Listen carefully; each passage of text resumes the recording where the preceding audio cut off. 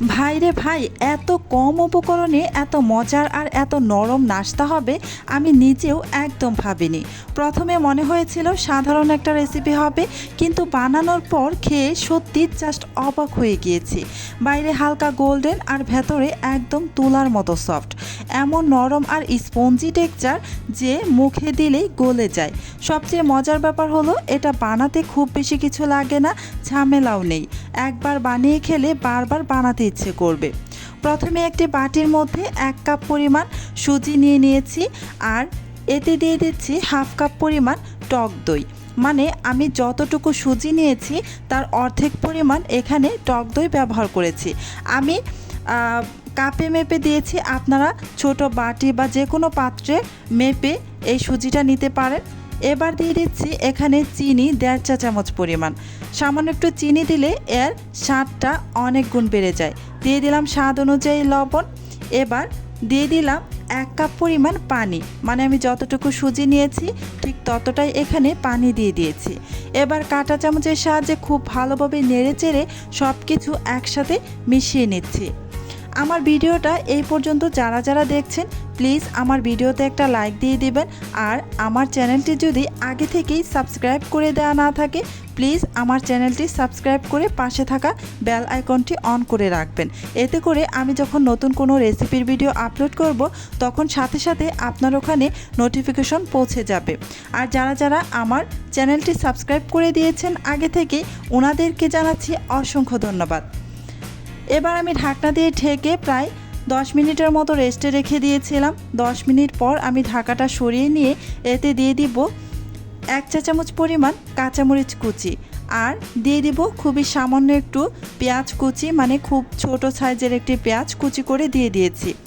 আর এখানে আমি গোলমরিচের গুঁড়াও দিয়েছিলাম হাফ চা চামচ পরিমাণ।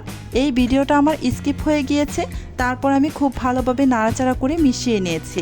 এবার এখানে দিয়ে দিলাম হাফ চা চামচ পরিমাণ বেকিং পাউডার। বেকিং পাউডারটা দেওয়ার পর খুব ভালোভাবে নাড়াচাড়া করে মিশিয়ে নিতে হবে। আমি খুব ভালো করে নাড়াচাড়া করে মিশিয়ে নিচ্ছি। এবার একটি গর্তযুক্ত ছোট প্লেট নিয়ে নিয়েছি। এই প্লেটের মধ্যে আমি সামান্য একটু তেল দিয়ে দিচ্ছি। তেলটা দিয়ে খুব ভালোভাবে ব্রাশ করে নেব। যদি এই প্লেটের মধ্যে তেল ব্রাশ করে তারপর নাস্তাটা বানানো হয় তাহলে নাস্তাটা যখন ভাপিয়ে নেওয়ার পর ঢেলে দিবেন একদম সহজেই কিন্তু খুলে আসবে, লেগে যাবে না। এই যে খুব ভালোভাবে আমি তেলটা ব্রাশ করে নিয়েছি, দেখতেই পেয়েছেন।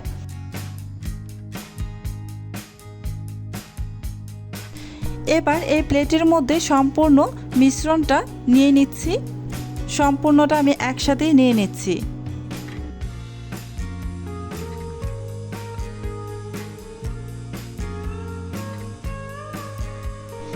এবার উপর থেকে আমি সামান্য একটু মরিচের গুঁড়া এভাবে ছিটিয়ে দিচ্ছি, দেখতে বেশ সুন্দর দেখাবে আর খেতেও কিন্তু একটু হালকা ঝাল ঝাল লাগবে, খেতে বেশ ভালো লাগবে। আমি সামান্য একটু উপর থেকে ছিটিয়ে দিচ্ছি।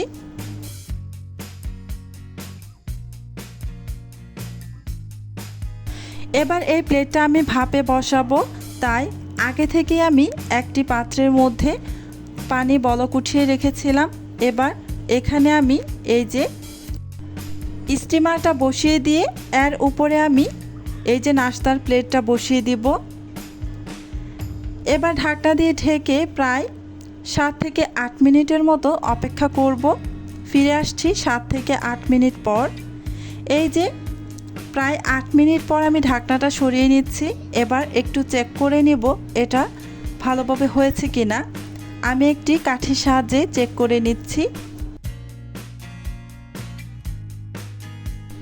এই যে আমি কাঠির সাহায্যে চেক করে নিয়েছি, কাঠিতে কিন্তু একদমই মিশ্রণ লেগে নেই, তার মানে এটা হয়ে গিয়েছে। এবার আমি নামিয়ে ফেলবো।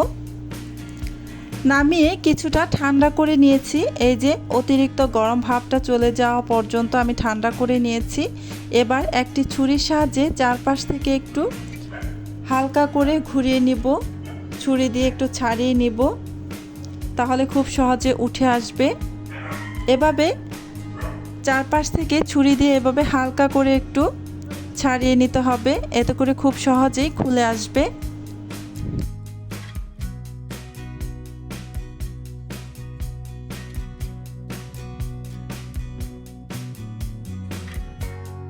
এই যে দেখুন আমি নাস্তাটাকে কিন্তু বের করে নিয়েছি। এবার আমি একটি ছুরির সাহায্যে 4 ভাগ করে কেটে নিচ্ছি। আপনারা দেখে নিশ্চয়ই বুঝতেই পারছেন আমি কিভাবে কেটে নিচ্ছি।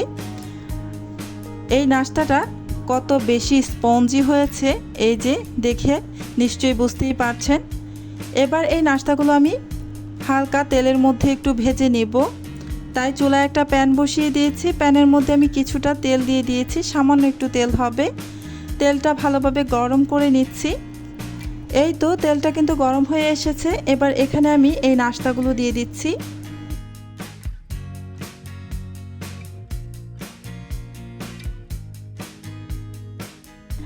চুলার আঁচ মিডিয়ামে রেখে উল্টে পাল্টে এই নাস্তাগুলোকে সুন্দর করে ভেজে নেব। হালকা একটু কালার আসা পর্যন্ত ভাজতে হবে। চুলার আঁচ অবশ্যই মিডিয়াম আঁচে রেখে তারপর এগুলোকে ভেজে নেবেন। খুব বেশি আঁচে দিয়ে ভাজবেন না, আবার একেবারে লো আঁচেও ভাজবেন না। মিডিয়াম আঁচে রেখে উল্টে পাল্টে ভেজে নিতে হবে।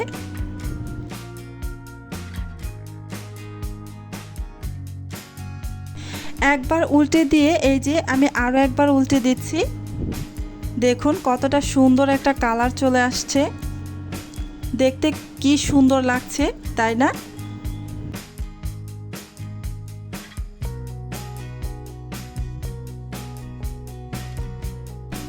এই তো খুব সুন্দরভাবে ভাজা হয়ে গিয়েছে, তাই আমি উঠিয়ে নিচ্ছি একটি প্লেটের মধ্যে।